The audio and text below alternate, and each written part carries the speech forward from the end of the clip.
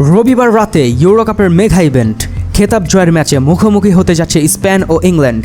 2021 সালের পর এবার 2024 পরপর দুবার ইউরো কাপের ফাইনালে ইংল্যান্ড।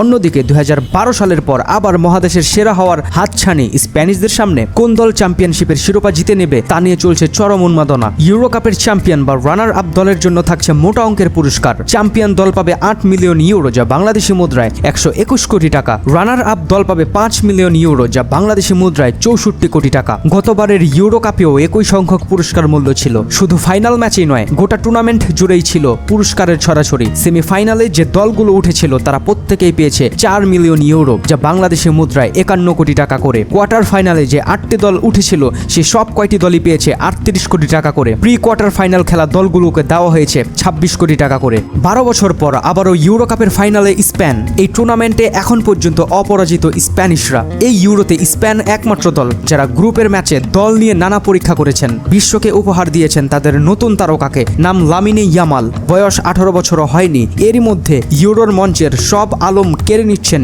স্প্যানিশ এই কিশোর। বিশেষ করে সেমিফাইনাল ম্যাচে ফ্রান্সের বিরুদ্ধে তার পারফরমেন্সের পর আগামীর মহাতারকা হিসেবে ইয়ামালকে স্বীকৃতি দিচ্ছেন ফুটবল বিশ্ব। অন্যদিকে গত ইউরো কাপের ফাইনালে উঠেও লক্ষ্য পূরণ করতে পারেননি গ্যারেথ সাউথগেটের প্রশিক্ষণাধীন দল। ইতালির কাছে ফাইনালে হেরে স্বপ্ন ভঙ্গ হয়েছিল হ্যারি ক্যানদের। এবার সেই আক্ষেপ দূর করতে মরিয়া থাকবেন ব্রিটিশ ফুটবলাররা।